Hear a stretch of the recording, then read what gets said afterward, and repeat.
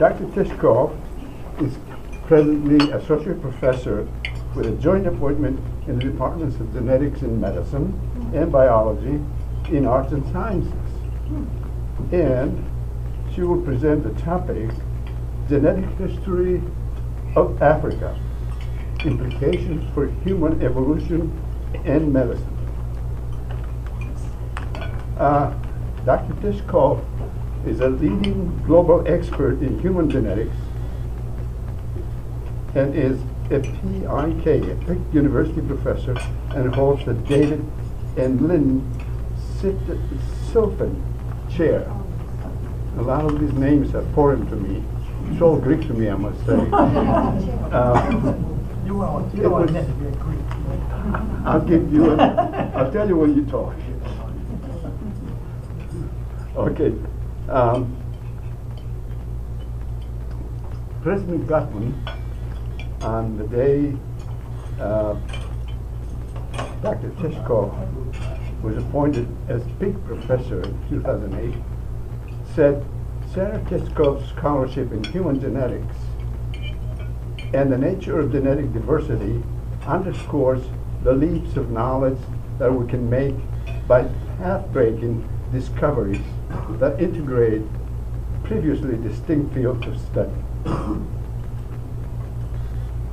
Dr. Tishkoff works primarily in Africa, where she has compiled the world's most extensive DNA database, representing more than 7,000 Africans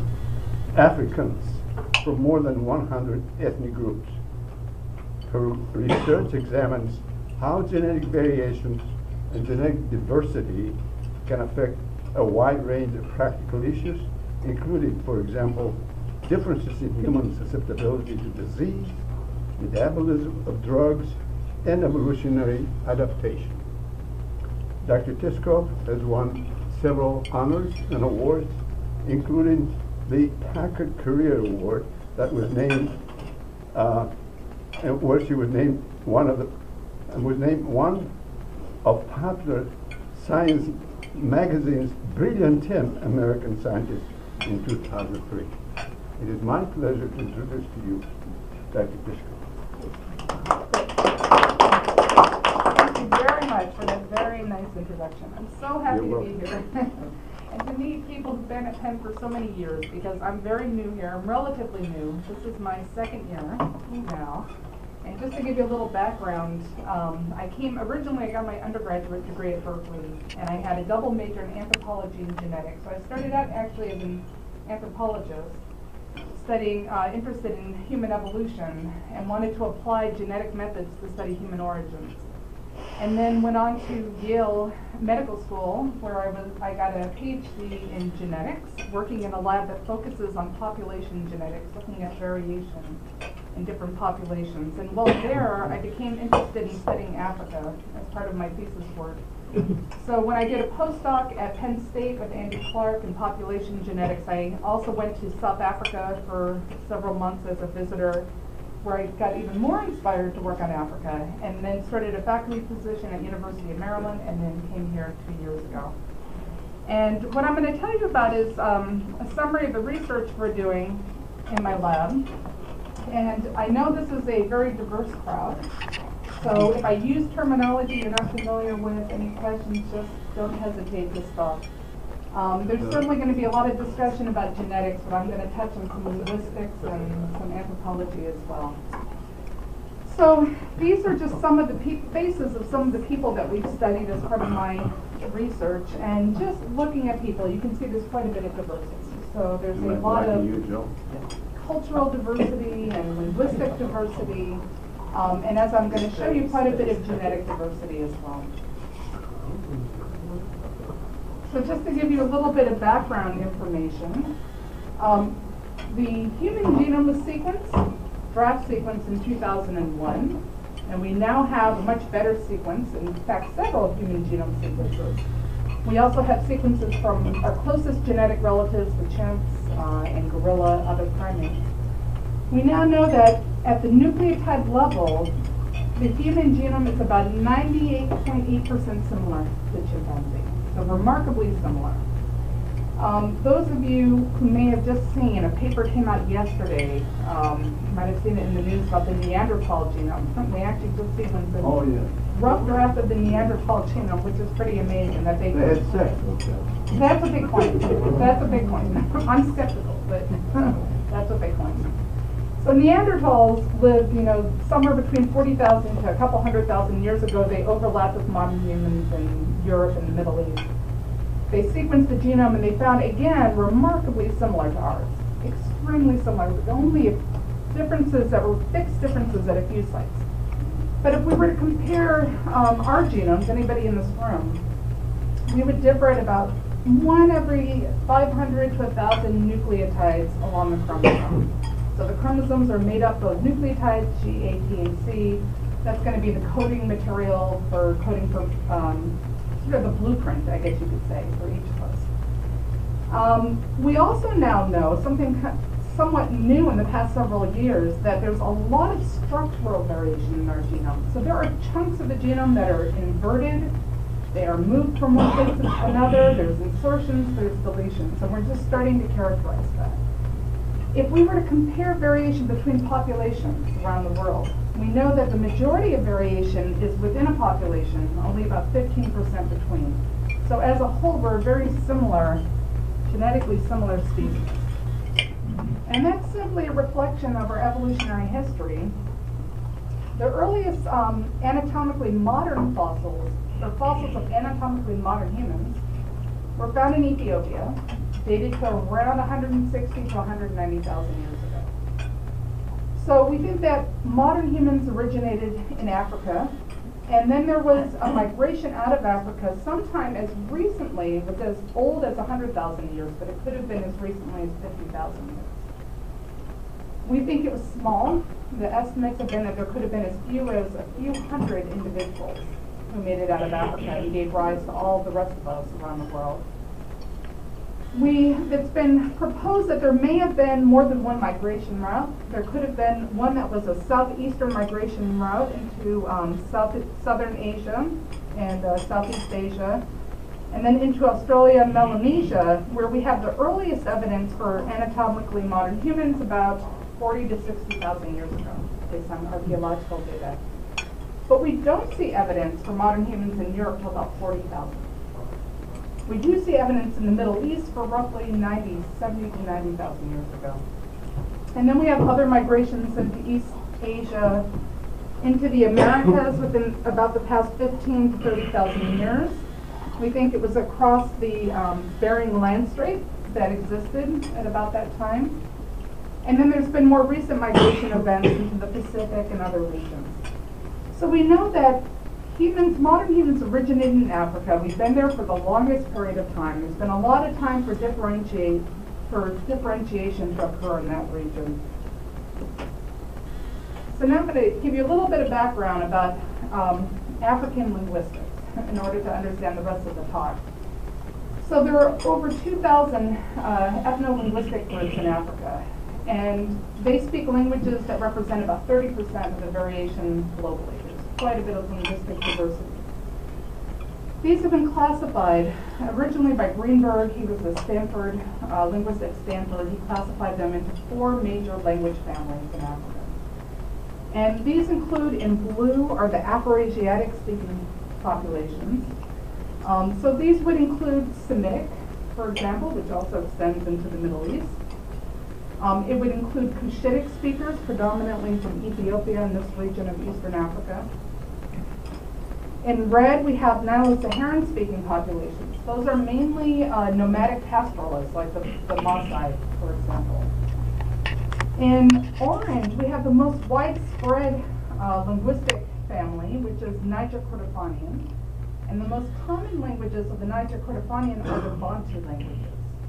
Now, those are thought to have originated around Nigeria or Cameroon about 5,000 years ago. They think there was a rapid spread into East Africa, possibly another route into Southern Africa, and then from East Africa down south. So it's thought that the reason there was this rapid spread is that they had a new technology.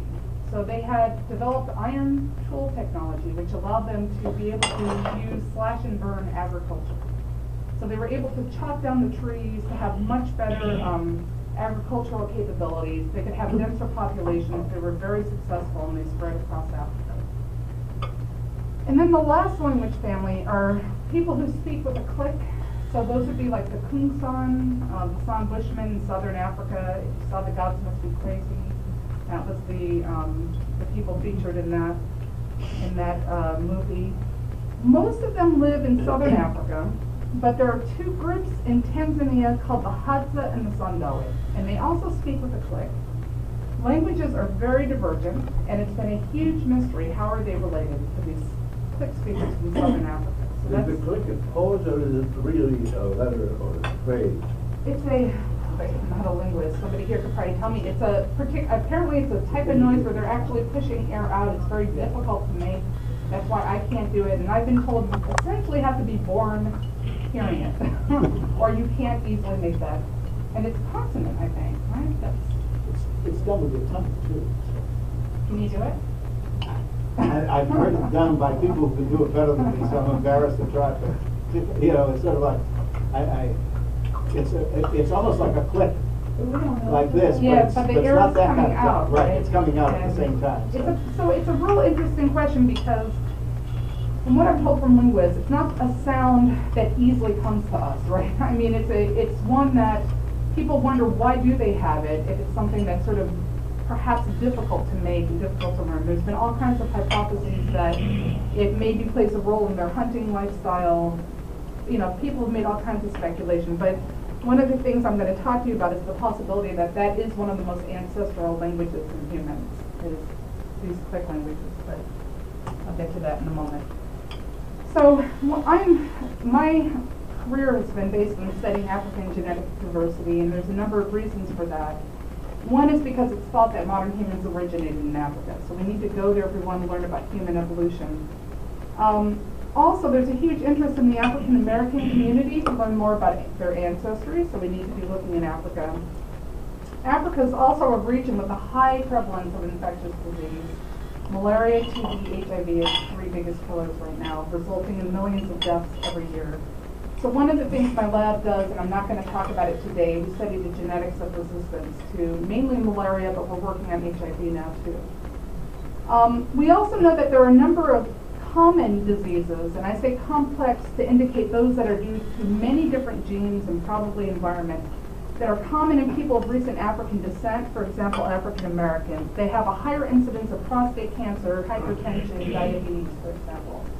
And so there's a lot of interest in studying African diversity as a method for trying to map genetic variants that put them at risk for some of these diseases. And then lastly, we know people differ in terms of drug response. But Africa has been, and that's probably due to variants at genes that play a role in drug metabolism. But almost nothing is known about Africans in terms of variation in drug response and at these genes. So this is another thing we're quite interested in. You know, in the United States, there's a group of Indians in Arizona who are have a high degree of prevalence of diabetes, and they're very obese, and they're limited in that area. What about in Africa when you say maybe don't diabetes? Is there an area where this is more prevalent? No, only in urban areas. So I've actually been, as I'll show you in a minute, I mainly focus on minority rural populations, and I almost never see obesity. I almost never see diabetes.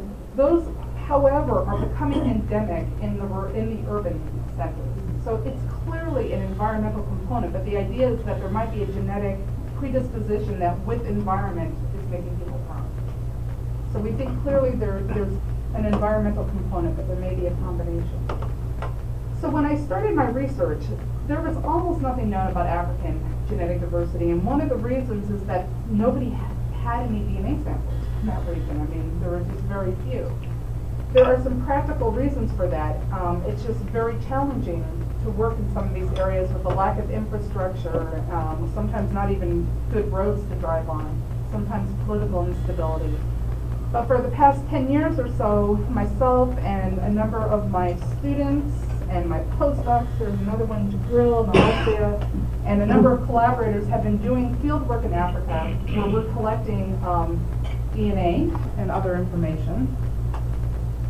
This is a group of eclipse speakers I told you about called the Hadza who live in Tanzania. They practice a traditional hunting and gathering lifestyle. So we obtained detailed ethnographic information from every individual and going back to the level of the grandparents. And we also obtained as much phenotypic information as we could. So looking at variable traits like height and weight, lactose tolerance, which I'm going to tell you about in a bit. This is just to give you an idea how challenging it is in the field. This is my postdoc, Alessia Ranchero. She was formerly a grad student. This is a group called the El Molo. They live on the edge of Lake Turkana. They're fishermen. And the only place you could lay out all these bottles, we're actually working with Monell, someone at Monell, to look at genetics of bitter taste perception in these populations. And so it's just difficult just to lay out everything in the field. From most of these individuals, we've gotten blood intravenously, about 9 mils. Then one of the challenges is how do you process it with no electricity? So I call this our bush lab because we hooked up a centrifuge for the car battery. But you can't do many samples at a time with that. No matter how remote an area you go to in Africa, you can always find a mission. Okay, and they will be there somewhere, and they will have a clinic somewhere. So if we can find a hospital or a clinic, a mission hospital, they will have a generator. We now have started bringing our own generator. Or we can then hook up a bigger centrifuge to the using generator power. And what we in the past were doing was we were lysing or breaking up the red cells in the blood, spinning it down, and you get this little pellet, which is all the white cells, the lymphocytes in the blood. And that's where all the DNA is. Okay? Now, unfortunately, we were throwing away a lot of good information. So we're not doing that anymore. Now we're keeping the serum because that's where a lot of the interesting proteins are and other information. But at the time we got rid of that, we just kept the pellets with the DNA. And then the other challenge is processing it. So we essentially brought our lab with us everywhere we went. This was initially, I did the work in Tanzania myself, and we brought a buffer that you add into those pellets, and it preserves the DNA at room temperature. You don't even have to refrigerate it. And we put it in the boxes and just carried it back with us. And it works amazingly well. So you actually, the original DNA prepped in the field? We did in the field. Most of it. So the final extraction we did back in the U.S. But that's, yeah, I couldn't have done that in the field without the refrigeration. So I wanted to just give you a sense of some of the diversity, linguistic and cultural diversity. So I'm just going to show you some of the people speaking some of these languages we talked about. This is a woman who speaks the Bantu subfamily of Niger-Kritopanian. These are 2 pygmy individuals that we studied from Cameroon. Now, of course, you look at them here, you can't tell they're pygmies until they stand up and see how tall they are. But typically, the men come up to about here. This is a Hausa-speaking individual from Nigeria, and that language, I'm going to talk about this later, is classified as Chadic or Afro-Asiatic. These are 2 Eastern Nilotic-speaking individuals. These are, this is Samburu and a Maasai warrior from Kenya and Tanzania. And then we have other Nilos. These are Southern Nilotic speakers who are from the northern part of Kenya. Their ancestors are thought to have come from southern Sudan within the past few thousand years. This is a woman who speaks the Rendili language, and her ancestors, she's Southern Cushitic speaker. They're thought to have come from southern Ethiopia within 5,000 years ago. And these are 2 of the most interesting groups from a linguist perspective. So often my studies are motivated by linguists who say, you should go study this group. They're really interesting. Right off the bat, you can see that they look very different from the other people. They have straight hair. Okay, so they have features that really look almost like they could be Semitic or Middle Eastern type of features. They speak an Eastern Cushitic language, which is quite unusual. And so there's been a big mystery about where did these people come from and how are they related to each other. And then lastly, we have some people who speak, they're Beja, nomadic pastoralists from the north of Sudan. And again, looking at them, you can see there appears to be Middle Eastern ancestry, which is in fact what we find looking at the genetic data. And then lastly, here's the Hadza and the Sandawe. These are two of the quick-speaking hunter-gatherer groups in Tanzania, which I'll come back to. So I'm going to tell you about a couple studies. If we have enough time, we'll see how far we get. The first one was published in Science last year, and we looked at some variable genetic markers across the genome, about 1,400 of those, in over 3,000 Africans from 121 ethnic groups. So this was the largest study to date of African genetic variation. We looked at 98 African Americans from 4 regions in the US, and then we had a large comparative data set of about 1,500 people from outside of Africa. The types of variants that we were studying include little insertions or in the DNA, so just a few nucleotides. They tend to be very stable. And then the other type of variant are the short tandem repeats. So this, for example, could be at the simplest CA, CA, CA, CA. These are highly variable. They have a high mutation rate. This is what the FBI would use if they're doing forensic type of studies, for example, because they're so variable. So they turned out to be very useful for reconstructing population history. And I'll just mention that one of the first things we did when we looked at these thousands of Africans is try to identify relatives. And we did that using a computer program. There were quite a few relatives, and we were overly conservative. Anybody who was a third-degree relative or closer, we removed them from the study because it could bias some of the results. So in the end, we used 2,500 approximately individuals. And this is showing the distribution of those populations, mainly in the areas where I do field work, which has been Nigeria and Cameroon, where are we here? Tanzania, Kenya, Ethiopia, Sudan. And then we had some others through collaborators or through other previously existing databases. So although it's an expensive study, you can see there are big gaps out there. We still don't know a lot about this region here and North Africa as well.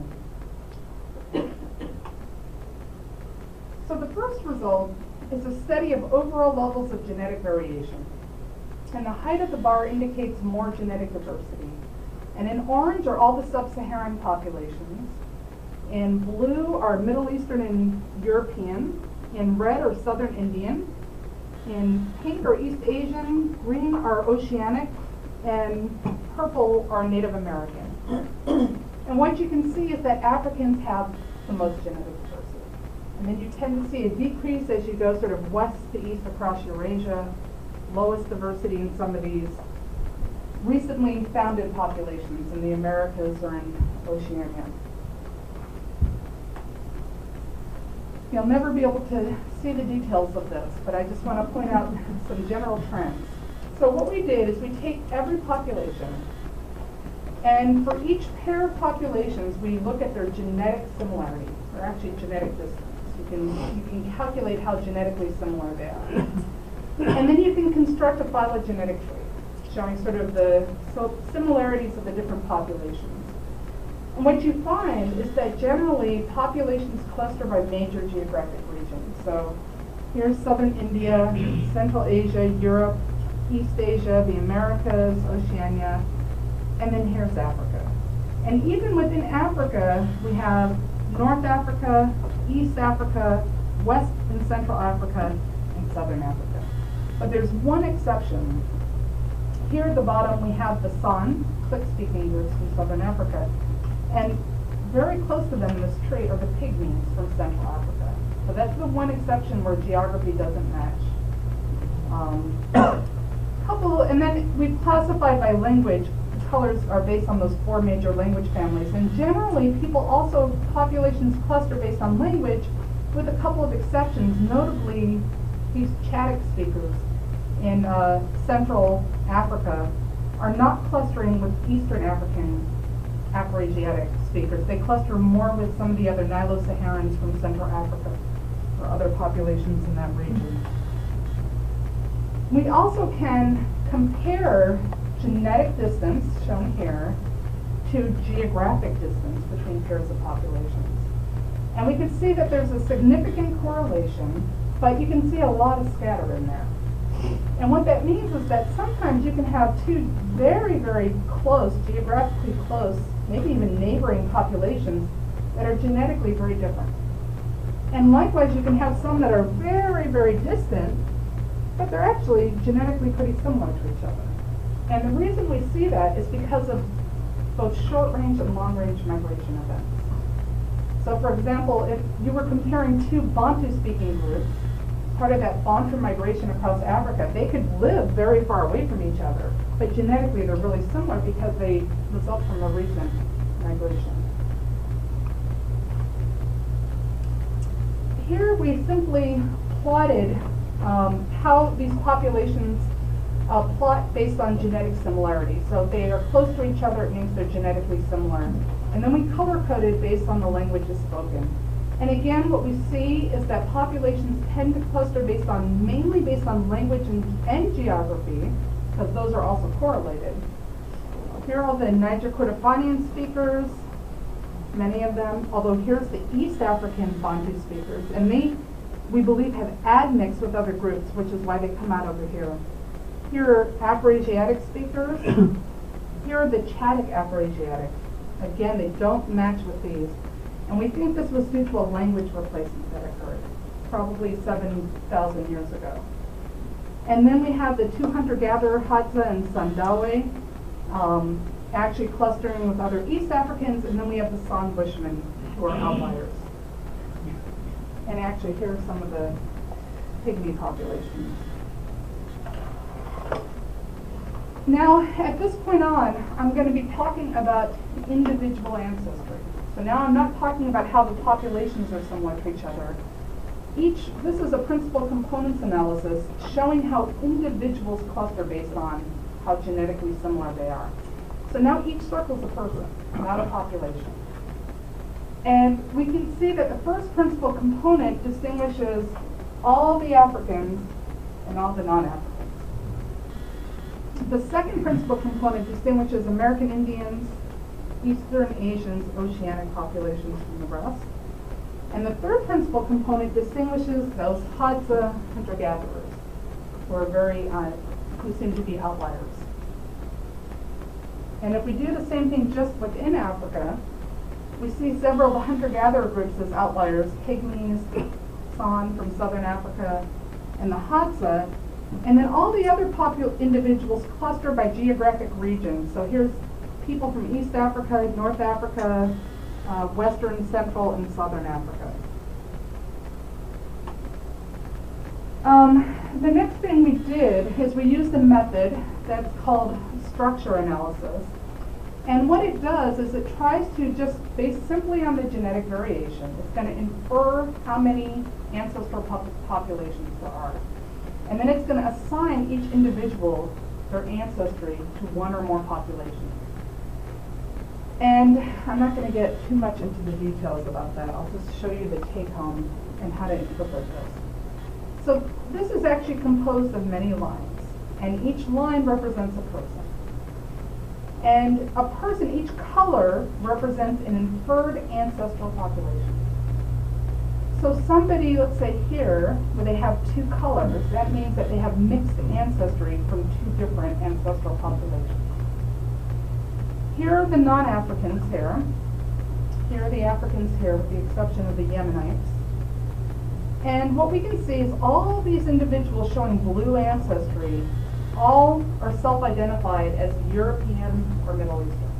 All right? So that's indicating a shared common ancestry of European and Middle Eastern individuals. Then we have Southern Indians here, East Asians. These are Central Asians, so we can see sort of mixed ancestry. These are Pakistani individuals. They have mixed ancestry of either European or Middle Eastern with Southern Indian. Then we have in Rim, Oceanic, and then we have Native American here. But if you look at Africa, you see a lot of color, and that indicates lots and lots of genetic variation, much, much more than what we're seeing across the rest of the world, just within the continent of Africa. And just to point out a couple of trends, in orange, these are the Niger Kordofanian speakers who originated in West Africa. And we actually don't see a lot of variability amongst those populations. In purple are the Afro-Asiatic speakers from East Africa. In red are Nilo-Saharans, who we think originated from southern Sudan. These are Chadic speakers, who we think originated from Sudan with a migration going westward. These guys originated from migration going eastward.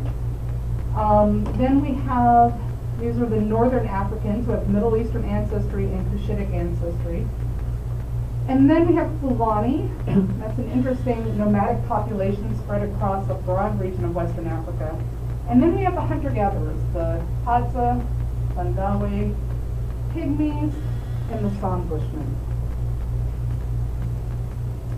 And if we do the same thing and we just focus in Africa, and then I've pooled individuals together just for ease of being able to see this. We identify 14 ancestral populations in Africa, and we've represented them by different colors. And you can see in orange, shades of orange are all the Niger Kordofanian populations. And we can see evidence of this migration where they migrated into, for example, East Africa, and then they admixed with the local groups. There was another migration that went into Southern Africa, and they admixed with the local groups.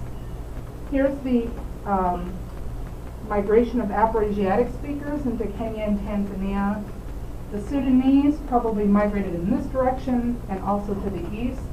We have the Northern Africans are distinct. But one of the interesting things, here are the South African Bushmen, and they show common ancestry with some of the Eastern Pygmy populations, and that was a big surprise. I was not necessarily expecting to see that. Can I ask one thing? Yeah. Like, you know which direction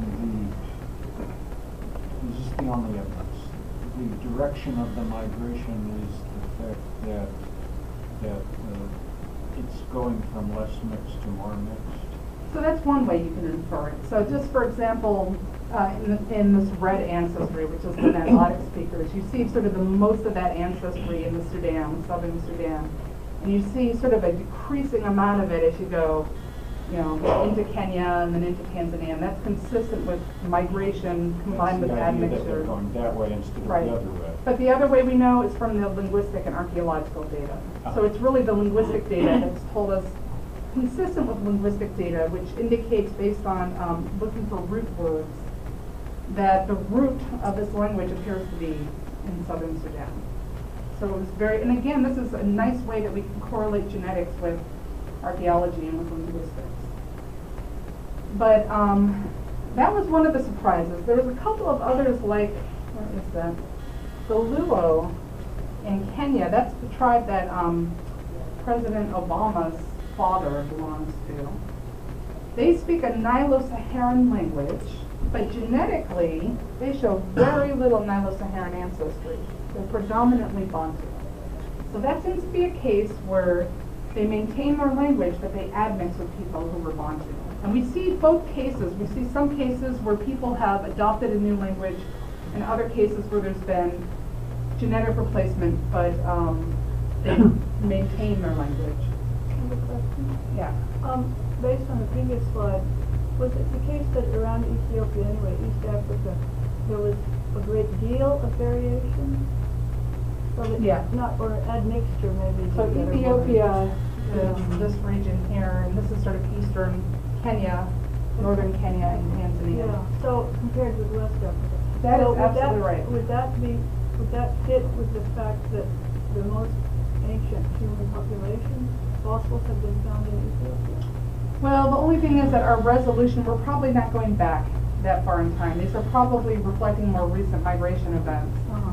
And we're talking 200,000 years ago for the origin of modern humans. So I don't think it's reflecting that. Uh-huh. But what it's reflecting is that there have been these recent migration events from, say, Ethiopia into Kenya and Tanzania, where people then mix with other people. And that is a general theme, that in Africa we're seeing a lot of admixture in individuals, with the exception of that group of Niger Kordofanian, because it was such a rapid recent expansion, and they just, in West Africa, there wasn't other diversity with whom other people to admix, except the Pygmies. Pygmies are admixed with the neighboring people. What is known about the tendency of somebody to keep a language when moving into another culture? I mean, for That's a very example, interesting question. is it based upon the mother teaching children? Is it based culturally upon the father doing it? I think there's a number of factors, from what I understand. Some of them are going to have to do with probably socioeconomic factors. Because, for example, the Luo managed to keep their language, right? But they genetically seem to have been replaced. They were clearly highly admixed. Pygmies completely lost their language, and they are considered like lowest caste, subservient to the Bantu-speaking groups. They kind of had to adopt that Bantu language to survive and to be able to coexist with that other group. There's an interesting case here, I didn't really talk about it, called the Mbugu. The Mbugu live in the Usambara Mountains of Tanzania. They're one of the very few examples of an admixed language, and it's not like a Creole. It's actually where they, let's see if I get this right, they have a Cushitic, Bantu syntax and Cushitic vocabulary. So they've kept sort of the structure of one language and then incorporated words and vocabulary from another. But they also know the language of the Bantu. So when they interact with the Bantu, they speak their language, but for their own private ceremonies and religious purposes, they speak their own language. And some people have hypothesized that's in order to maintain their identity and distinction from the other populations. And we can see that they're genetically distinct, but they have some admixture with those neighboring groups with whom they've exchanged some language. Yeah. Do linguists believe that there was a paddock in the language? Oh, I'm going to get to that next. Any other questions? Because, quick comment, it's sort of the Bantu with the iron tools seems to be very similar to the situation in Europe from the spread of agriculture. Yep. Because I was forces Yep. Wagner's hypothesis on that, with the idea of the spread of agriculture From the came Middle East. along with a whole language system that displaced and replaced and or just routed out. Yep.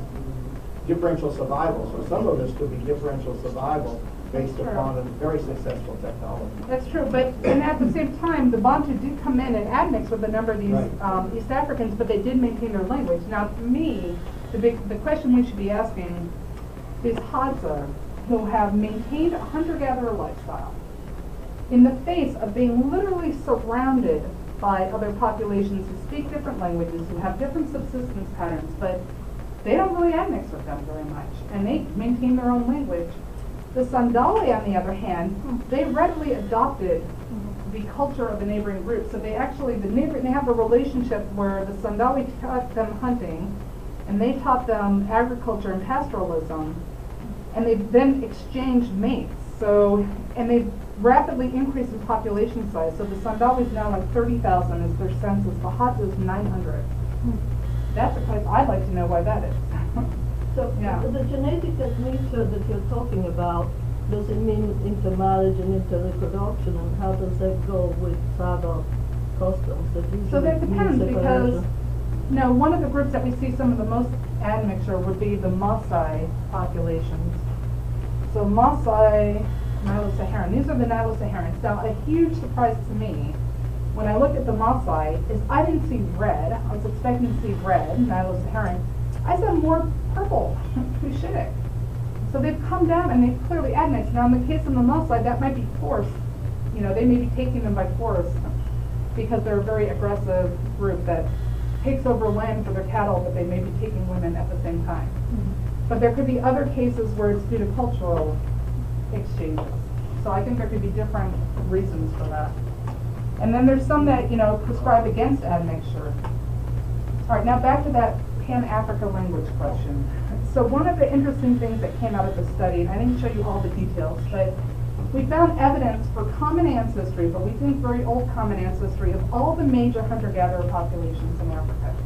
So those include the Pygmies from Central Africa, the San Bushmen from Southern Africa, and the two groups in East Africa, the Hadza and the Sandali. So that's really intriguing because the Pygmies don't have their indigenous language. It's been lost. They speak the Bantu language. These guys all speak a click language, but if you look at the phylogeny, the linguistic phylogeny, they're highly, highly divergent. Here are all the Southern African click languages, and even amongst the Southern African San, there's quite a bit of linguistic diversity. There's some evidence, some people say that Sandawe shows some similarities to some of the Southern African San. The Hadza are just completely on their own. They're just completely distinct. It would be like English versus, you know, East Asian or a Native American language. They're very, very different. But they have clicks. They live right next to each other. They don't seem to admix with each other recently, but we seem to think that they have some ancient common ancestry. That's a real interesting question. Why have they maintained that diversity?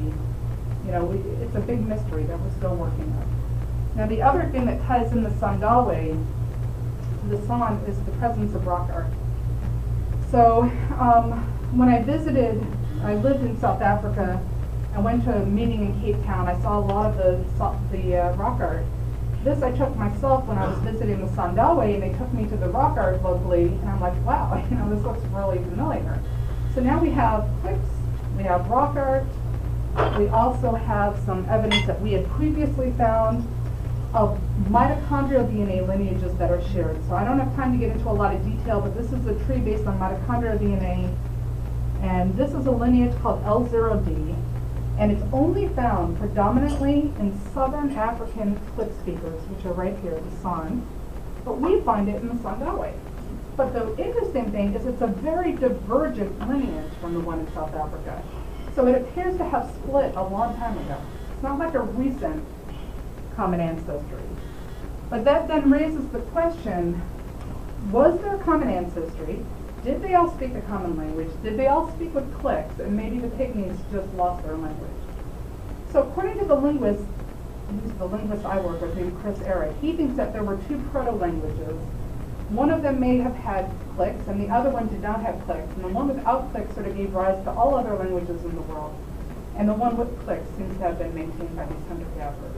That's his theory. I'm not a linguist. Okay. I'm losing all my time here because I want to tell you one other interesting story. I'll skim it real quick. I'm just going to mention that we also looked at African American ancestry, which is shown here. And not surprisingly, African American ancestry is predominantly from the West African Niger Kordofanian speakers, but we see a range of European ancestry in African Americans. That's where most of the variation is. We do see a small amount of ancestry from Fulani and from even East Africa, which may reflect migration from that region. And the most mixed population in the whole world is the self-identified colored, pig-colored population. And they have almost a perfect equal amount of ancestry from indigenous San, South Indians, East Asians that may reflect Indonesians and Chinese, Europeans, and Bantu. And that reflects the history of the region. The Afrikaners came in the 1600s, admixed with the indigenous San. They had slaves, Bantu slaves. They had essentially slave labor of Indonesians, Chinese, and so on. Do I have a couple more minutes or not? Yes, yes. Okay. I'm going to skip. Go on. Okay. All right, I'm going to get to the really other cool part. So I'm going to just skip this pretty quick and just say, we've recently started looking, these are African Americans, and we've actually developed a method where the blue color reflects, these are each a chromosome. So chromosome 1, 2, 3, 4, 5. And the blue reflects African ancestry on both chromosomes. Red is European ancestry on both chromosomes, and green means one chromosome from Africa, one chromosome from Europe. Most African Americans look like this, a lot of African ancestry, a lot of mixed areas, and some European, but we found a lot of variability. Here's someone with mainly African ancestry. Here's someone who looks very admixed, so probably had one European, one African parent. And here's someone who self-identifies as African American, but they're almost entirely European ancestry. So it goes to show you that you can have self-identification could be strongly culturally influenced and not just genetically. Doesn't that suggest we should change some terminology that we use? In terms of like racial classifications? Yeah. I mean, you're so African American, but you're basically European genes. That's true. That's true. And there's a big debate about that. The truth is, people who self-identified as African American, they did tend to show, I mean, you could distinguish them here, we could distinguish, right? Although sometimes if they were like one of these individuals, I couldn't distinguish them from someone from West Africa. But that's why the more we can learn about individual ancestry, the better. And particularly for designing personalized medicine and things like that. But you should ask, actually, why do we call Hispanic people Hispanic? Because they show more variety than anybody else. Language, I think. Native American, I think it's European. language. Right, it's just based on language. All right, so in the next few minutes, I'm going to real quickly tell you about our studies to look at local adaptation to different environments in Africa. And the example I'm going to give you is lactose tolerance. So people often don't know this, but no other mammal except for humans, and I think one other, and I'm forgetting who it is, nobody else can digest milk as adults. This is not an ancestral, this is not the ancestral state. None of us could do it. The only ones of us who can do it are those of us whose ancestors have cattle or practice dairying. So mainly people of European descent and others that I'll show you in a moment. So in most people in the world, shortly after weaning, about age 6 to 8, the enzyme called lactase fluorescein hydrolase, we call it lactase, it's expressed in the small intestine, in the gut. And it plays a role in hydrolyzing, breaking down the sugar lactose. Actually, I should show you up here. People who can express that enzyme as adults break down the sugar lactose in milk into glucose and galactose, and that's taken up into the bloodstream. Okay? If you can't digest it, if you don't have the enzyme, it doesn't break this down. It goes into the lower gut. It gets attacked by bacteria, and then you have very nasty side effects like diarrhea and things like that. So the majority of the world is like this. The minority is like this. This shows the distribution. So the people who can digest milk are in the darker and black.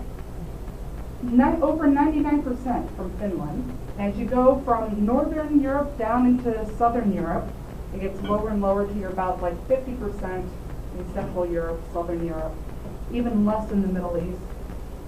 Very low prevalence in East Asia, very low prevalence in the Americas, very low prevalence in West Africa. That's why African Americans often have trouble digesting milk, because ancestrally they weren't able to do that. But East Africans who are pastoralists, they have cattle, they can drink milk. So we wanted to know why. Seems to be a classic example of adaptation. And in 2002, there was this really elegant study by a group in Finland, because in Finland, if you couldn't drink milk, that was a horrible disease. So they did this pedigree study of families who couldn't drink milk in Finland. And with a very elegant study, they mapped the genetic variants that regulated the trait. So here's the lactase gene, LCT and chromosome 2. And nearby in another gene, it wasn't even in that gene, it was in another gene, and it was in a non-coding region called an intron. They found a variant that people who had a T could drink milk, people who had a C could not drink milk.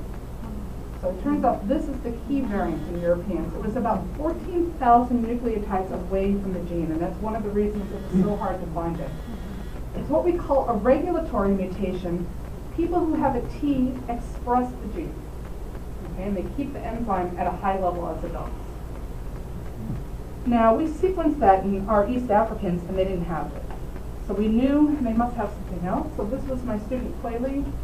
We went to Kenya, Tanzania, Sudan. We gave a lactose tolerance test where you give them the sugar lactose found in milk. This was actually is a very challenging test to do in the field because it's a time test and people have to stay in order, which they didn't always do. But you have everybody drink the sugar at one time. You take a baseline glucose measurement of the blood. And then every 20 minutes using a diabetes monitor, you just take a finger prick and you get a blood sugar level. That's easier said than done because in Africa people work with their hands and they're callous, very callous fingers, and I could not get blood often. And you actually have to try hard to get blood from them. Oh, ears, I didn't think of that. When I was a kid. Or any other part, but then, yeah, any case.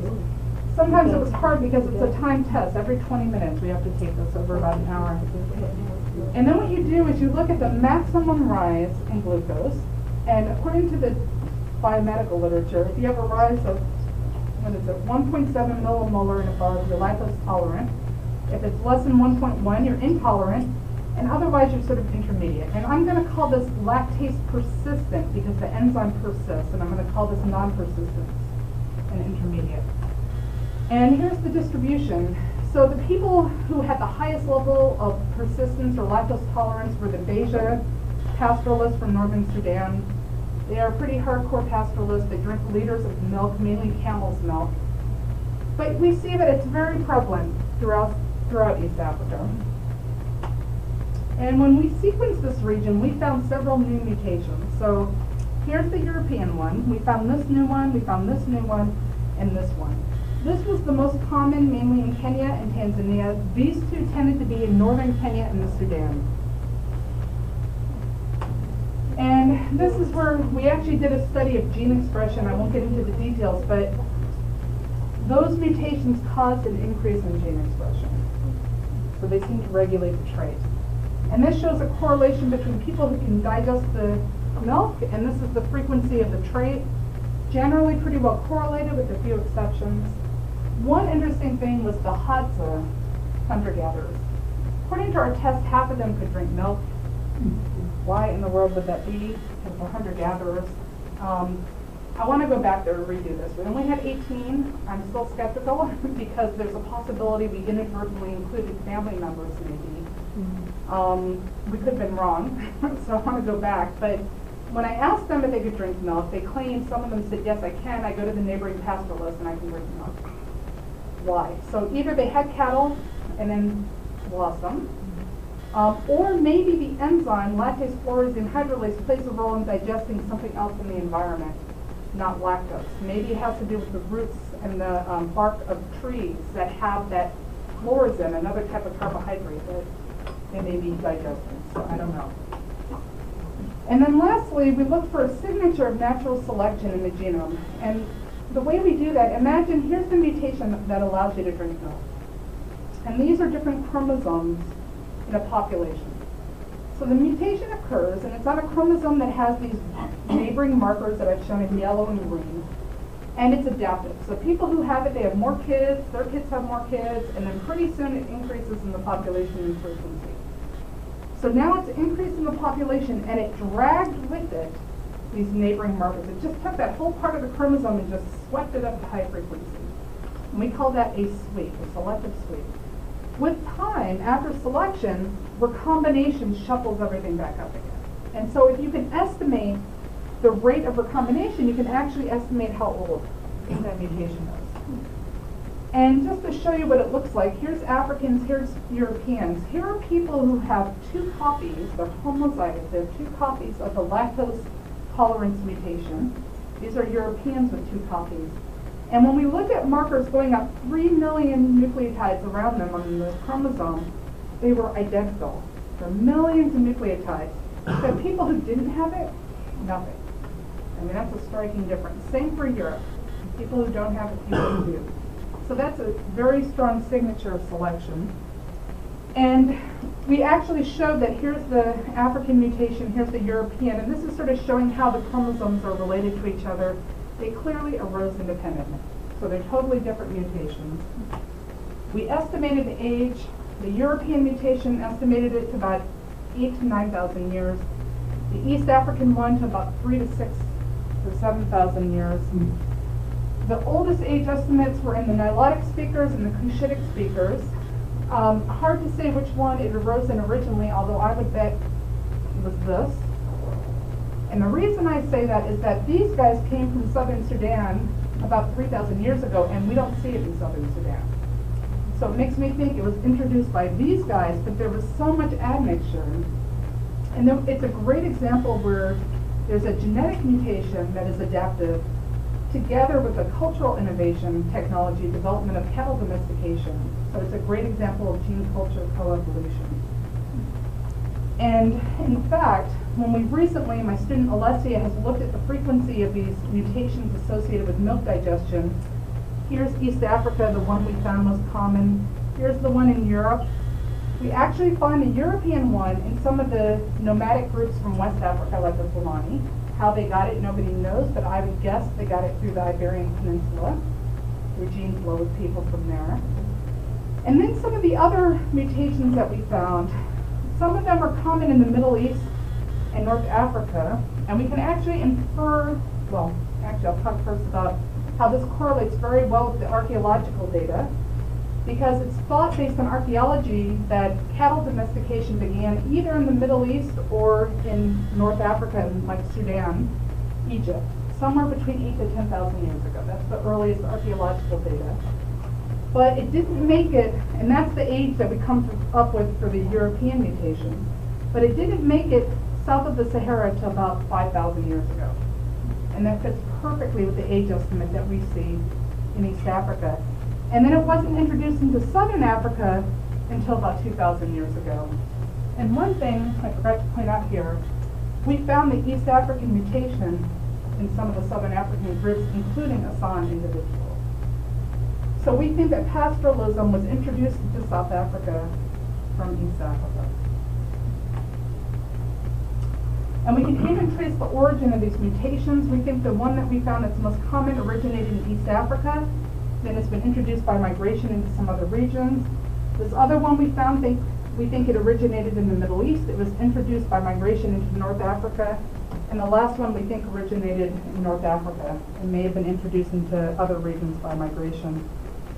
And I'll end this here other than to say all of this shows that Africa is very diverse. We should be studying many different populations. And yes, we are still evolving. And then thank many, many people who contributed, and special thanks to all the applicants. And I will end there.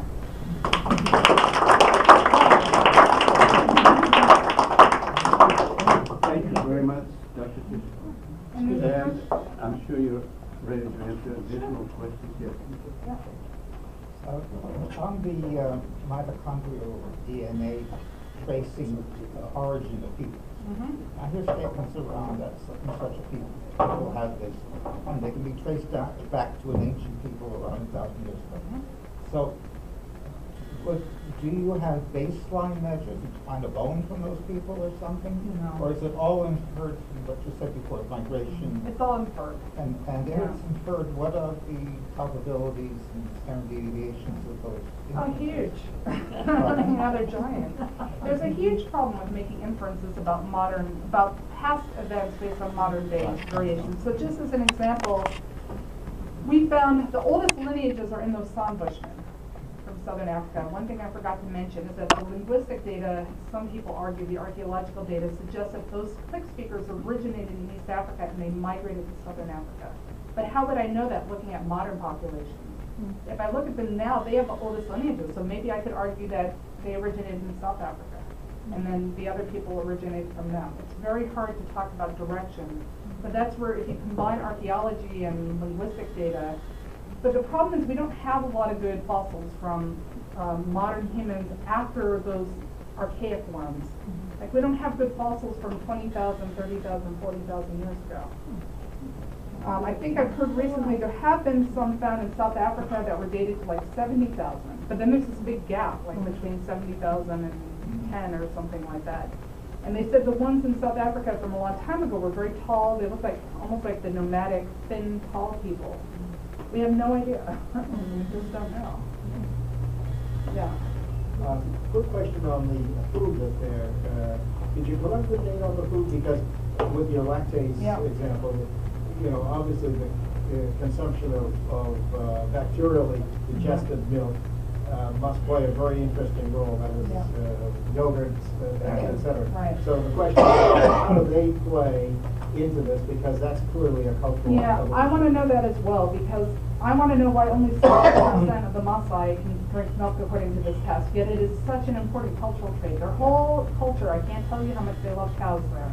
They love cows more than their wives, more than anybody. Like, they're very attached to cows. They mainly drink milk and they have blood, right? Blood and milk are two of the major sources of protein. What they do is open up the jugular vein and put the milk into a tube, gourd basically, or the blood into the cord and milk. And I don't even know if they mix them, and I've wondered if that could somehow. Sometimes, yeah. Right, so I don't even know if somehow the mixing is playing a role, or they could let it sit out and ferment and then drink. But I have this hypothesis, so what I'm going to do next is I'm going to go collect poop, basically. Because I think that they could have bacteria in the gut that are digesting the milk for them. And I want to see if that's co-evolved with the population. So there's a huge interest now in studying microflora. And that's something that we want to go study. And then it would be interesting to look at how they've modified the foods. And I have a postdoc coming from Netherlands, and her focus is going to be on diet. So we're going to try to get very detailed information about diet. And all of our new research, we're not throwing away that serum anymore. There's valuable information in there. So we're going to be looking at all the proteins, all the metabolites, everything involved in digestion, and see what we can try to associate with particular diets.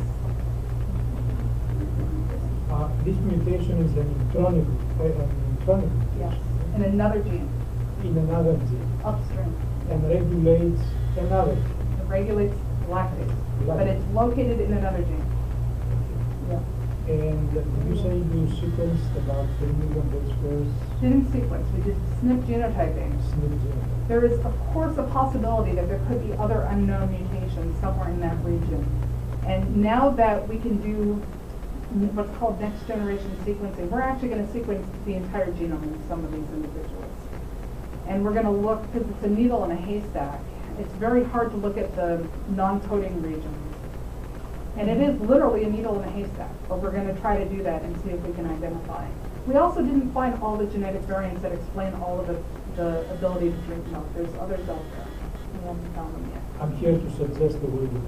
Yeah? Based on your title, Yeah? I decided to come here and listen to you. So You're going to tell I me have how? the technology. Okay, good. We're going to talk afterwards. Let me know. Because I would love to. Joel?